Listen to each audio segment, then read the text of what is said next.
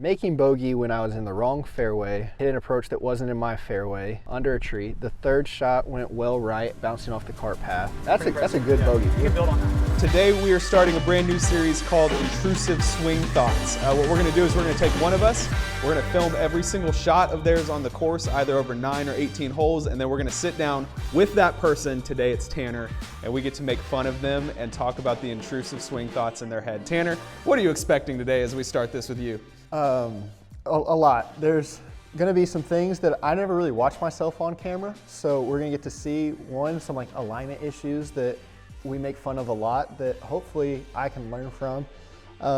Two, hopefully some good shots. I'm not sure there were very many of those. We chose to start the series with Tanner because Tanner is 1 week away today from the due date of his first child. So we're not expecting Tanner to be on this channel for a little bit. He's missing our big golf trip that's coming up here in a month. So we wanted to capture him for the first time doing this. If Tanner disappears for a while, it's because he has a baby. Congratulations. Thank you. Am I allowed to congratulate you before you've had the baby? I did a lot of work here. Okay, wow. Tanner, you're the first person on the series. Where did we play? How many holes did we play? Tell us a little bit about what to expect in the actual course that we're on. Yep, so we played Bear Trace at Tim's Ford. This course is incredible. It's literally an island in the middle of a lake. The entire course just takes up the whole island, a lot of holes around the perimeter. We played the back 9 here for this video. Big picture, what are the strengths and weaknesses of your game? Can drive the ball pretty well. Putting is atrocious. We're definitely going to see that today. I like to think my irons are okay, but after realizing how few greens I actually hit, that's probably something I need to work on.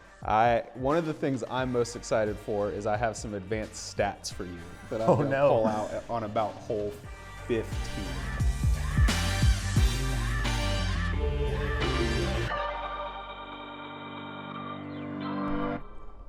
All right, hole number 1, par 4, dogleg left, bunker straight ahead. What'd you hit? I hit driver. Normally on driver, I have a little bit of a fade for whatever reason. This one hooked.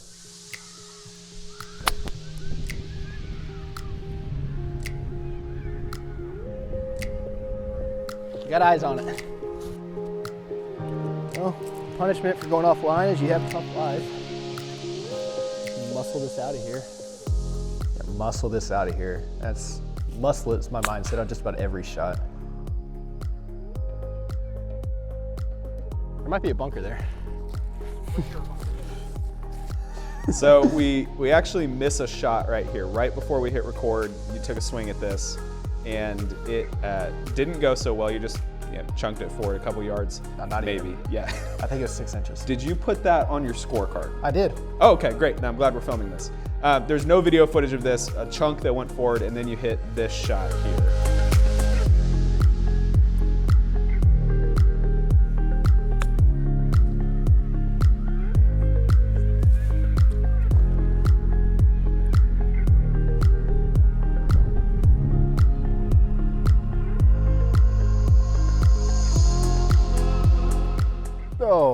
It's not a bad putt. Felt like I hit that well. I'm sure there'll be mistakes later, but I feel okay with my line putting. Should have taken a gimme. What great timing. Yeah, that one was rushed. I feel okay for the most part with my line. Pace is atrocious. I've got a 7-iron, 155 yards. Giant bunker in the front. Hopefully start this left and bring it around to the right. So I mentioned earlier, my driver fades, my irons draw. I'm not anywhere near proficient enough at breaking down golf swings to know why it does that. If you are, please let us know in the comments what you think the problem is. So here, this green's kind of like an L of it's safer short left than you have less carry over the bunker the further right you go. The flag's kind of right over the left edge of the bunker. So I'm thinking start this left of the flag and then almost draw it toward it. And then on par 3s, like I always just think, okay, what's the front of the green just to get it on? I don't think this shot, my thought process is really going to matter based on how this shot actually goes. or chunk it straight at the bunker. Be short of the bunker. About 15 yards short of the bunker. Way short of the bunker. Wedges were good in warm up. That doesn't mean anything now. Should be a good number for this club.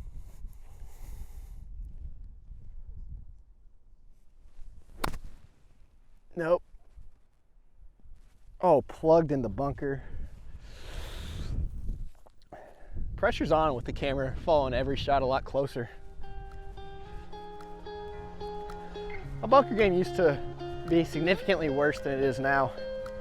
And we were going to the Pinehurst area. You know, lots of bunkers. The whole area is built on sand. And I had no confidence in my bunker game. So watched a couple bunker videos from Rick Shields. And I survived.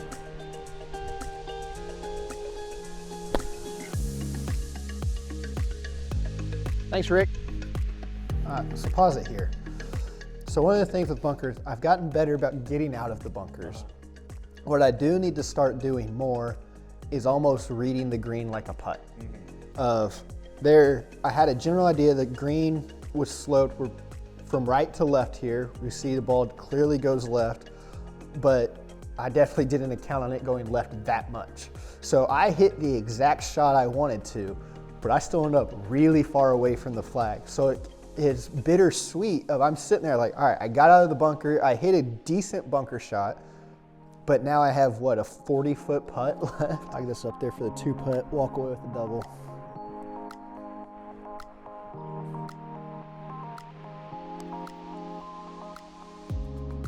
It's a good putt. See, that was a good, that was a good read. Much closer than I could have ever hoped for. It's a great read. It's a good putt. Finish out here. See, after missing the tap in on the last hole, I wanted to make sure I took a little bit more time to read it. Not gonna let the pressure. I'm really of the big last on tap in putter get to me. alignment, of line the ball up behind, find the line I want, use the line on the ball. And so when we get to moments like that, when it should just be a tap in, I second guess myself a lot of, oh crap, what's the line here? But I also don't want to be the guy that slows down our group to sit down and line up a 2-foot putt. Golf took a backseat to my life last year while I trained for triathlons. I played my fewest rounds in the last, since I got into golf. Humble brag. So everything that was dialed just left. Okay, tell us more about that. You did triathlons. You're about to have a baby. So how much golf do you think you've actually played over the last year? Yeah, so I said plural triathlons. It was just one last year. I'm doing 4 this year. Huge increase. Then it'll be plural. So that basically any time that I would go out and play golf was spent running, biking, or swimming. So in the last year, probably from March on, 5 rounds. And 2 of those were in the 2 weeks leading up to this video of knocking the rust off. So yeah, not a lot of golf. I was surprised at how well the driver was going. Chipping and putting are definitely what probably need the most work.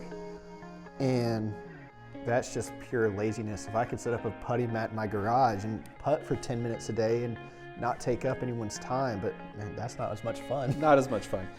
Driver was the strength on the front 9. Really need it to stick around because don't know what else is going to be good the rest of the round. This course is very forgiving on driver, very open. Couple bunkers out there, but on this hole, like we've got basically 2 fairways on each side of this hole, so missing either direction's okay. You're still just in another hole's fairway. Yeah, this is a green light, let it fly.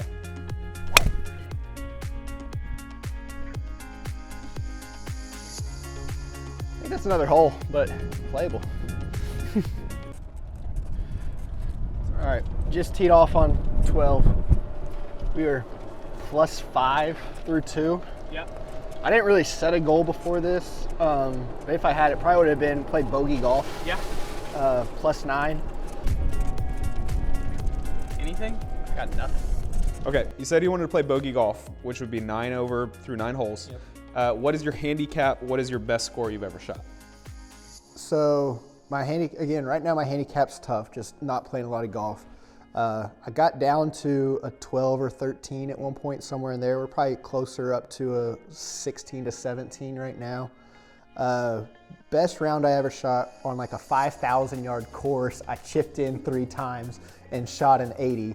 So I don't count that. I think it's an 85 overall on an actual golf course. Check the bunker one more time.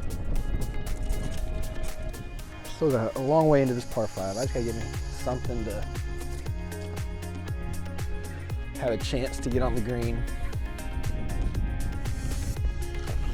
Smack 5 iron.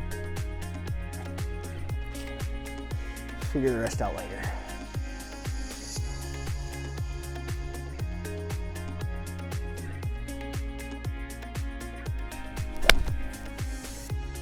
I smoked 5 iron right at the trees. I didn't hear anything. Today's video brought to you by Southwest. Which way are you missing the ball right now? Or missing your shots? Not missing any direction right now. It's all the short game that's really screwing me. Has that been a tradition? Yeah. Well, normally I have all the misses and the short game. Missing right. Now, looking back at this, I'm missing right. Okay, I'm glad you're seeing that. I have some stats I'm going to throw at you in just a minute that show you were, in fact, missing one direction. All right, 100 yards out. There's a perfect window there, just wide enough for, what a normal golf shot should do. Just scary enough for my golf game. I'm gonna hit a normal shot and pray. So, going back to the last shot, I hit a ball that was thinking I'd probably be in the fairway just left of this center tree here. Now, I'm not there, I'm short of these trees, but I'm still in a decent spot, I feel. I like to think I have a decent start line, which I know is not true. Whenever I see a gap that I'm aiming for, I very rarely hit it, but I'm going to go into it with confidence. So here I'm like, all right, cool. I'm 100 yards out from a par 5, hitting the green in regulation. I've been in the bunker in the rough. I hit a decent Punching shot. through the trees. Now, in the back of my mind, no, I'm probably not getting on the green here. Mm-hmm. But I'm thinking I can at least get close enough to where I can chip and 2-putt for bogey. So in my head, that's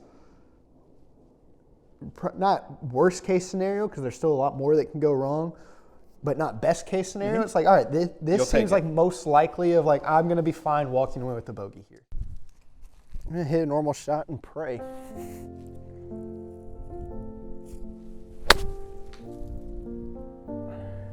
It's going to land on the cart path, isn't it? Yes, it is.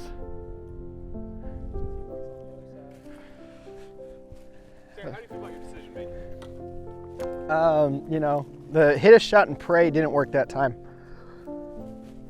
I'd hit that same shot again. I think I'd still hit that shot. Oh gosh. I guess this is gonna hit exactly where I wanted it, like the exact number I wanted.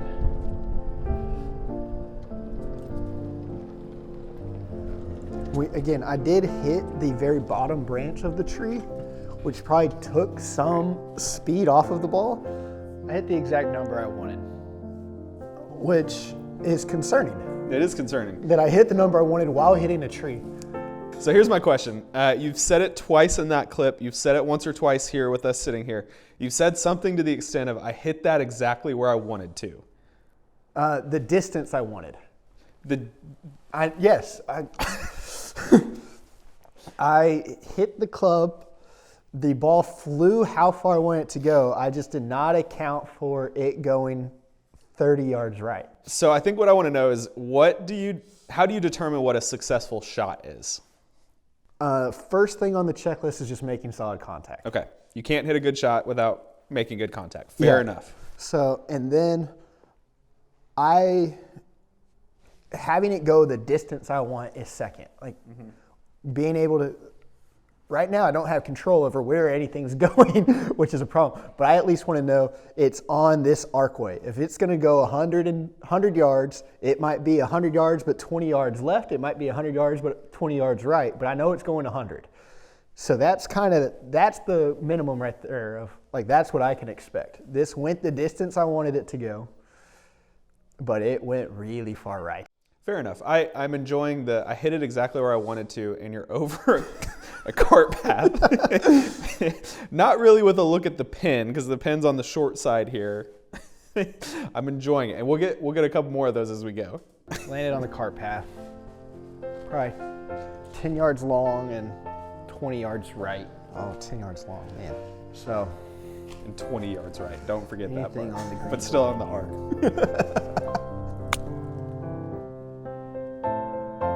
Trickle, trickle, trickle, trickle. Oh, we're gonna have to bring out the tape measure to see if that's a win or not from my angle. Close enough, I'm gonna putt.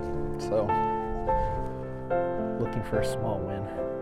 So off the green here, I'm not chipping this because there's a much greater chance that this gets bladed across the green. It's a great decision. I'm counting this as basically on the green, and that counts toward my 2-putt. What an awful read of the distance. And as we talked about at the start, putting speed. That might be the exact example of what a 20-foot putt, and it went 10 feet.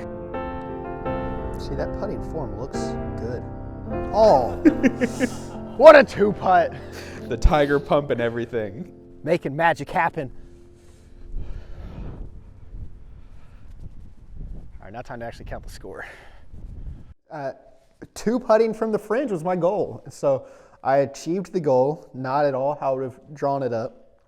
The claw grip has really helped me of at least think smooth thoughts and, what am I trying to say here? At least for the most part, hit the center of the putter club face. You know, there's that picture of Tiger's putter where he's like, has that one worn spot that he's hit tens of thousands of times. I'm much more likely to have that on both ends of the golf club in the center. So you play a blade putter, a milled blade putter, which is the least forgiving type of putter that you could possibly play. Have you thought about moving to a mallet or something a little more forgiving? I bought this putter basically right as I got married. It was a wedding gift to myself. Congratulations. So I've had this for 6 years. I made my first 2 putts with it ever that were both 20 plus feet long, and that I peaked then. You never reconsidered.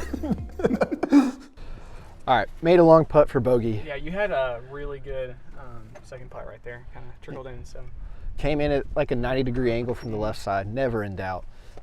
Making bogey when I was in the wrong fairway, hit an approach that wasn't in my fairway. under a tree. Under a tree. The third shot went well right, bouncing off the cart path. That's pretty impressive. That's a good bogey. You can build on that one. Yeah. Incredibly strong wind from left to right here. What I've enjoyed about this course so far, I'm sure other people won't like, is being able to just pull a driver basically every hole that's not a par 3. Not the smartest play, there's bunkers out there, but I can bomb it out.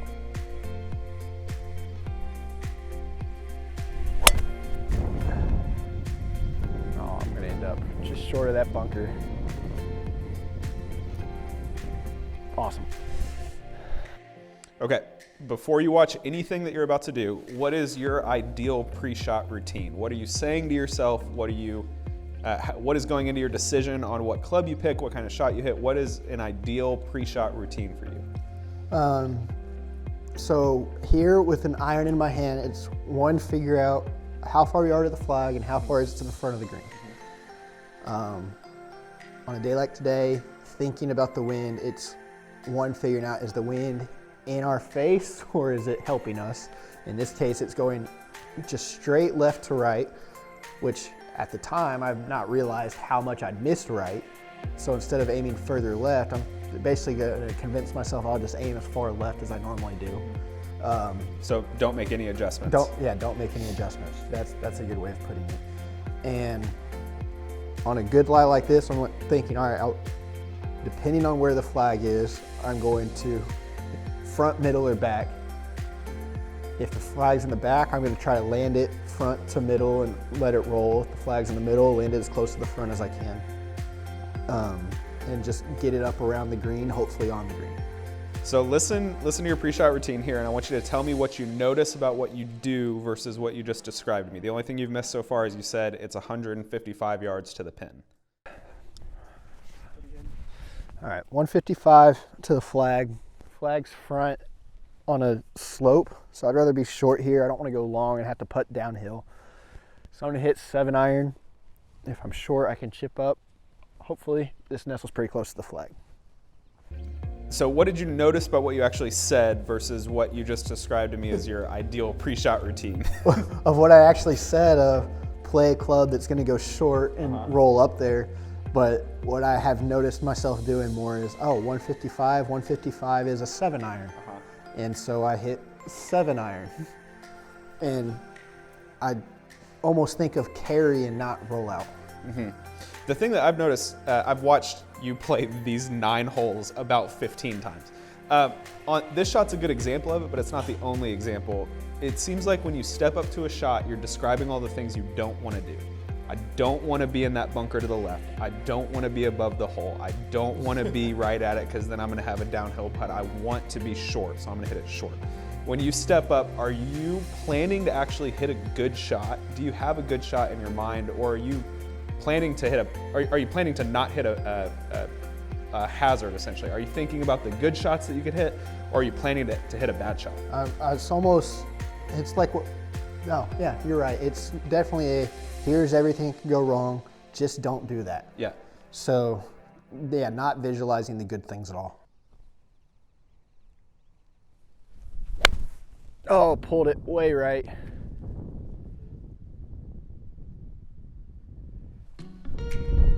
Into the wind here.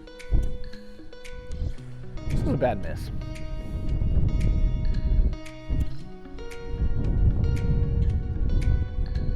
So pull off the tee, pull on the approach, a little bit of a pull of a wedge here, but not terrible.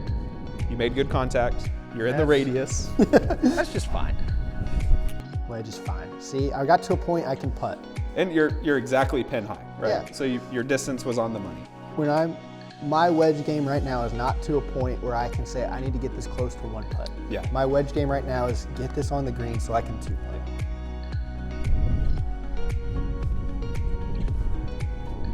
A little firmer. Honestly, pretty happy.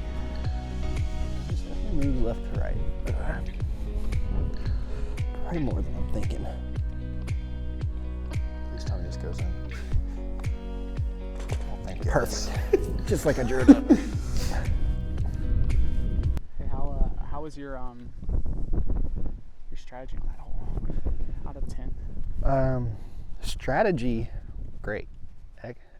Execution was lacking. I got kind of lucky on the tee shot. A little bit.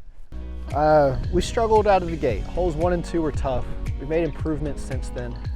I haven't counted my strokes on that hole. I think I bogeyed, maybe doubled. We'll figure it out. Strategy was fine. I got lucky on the tee. I hit right at the bunker and missed it right, but was a number that I didn't think I'd really get to. So we lucked out. When you watch your strategy on film and your golf decision making, what do you think you're going to see? Mistakes, a lot of mistakes. Play things safer. Don't blow shots way right. A lot of doubting.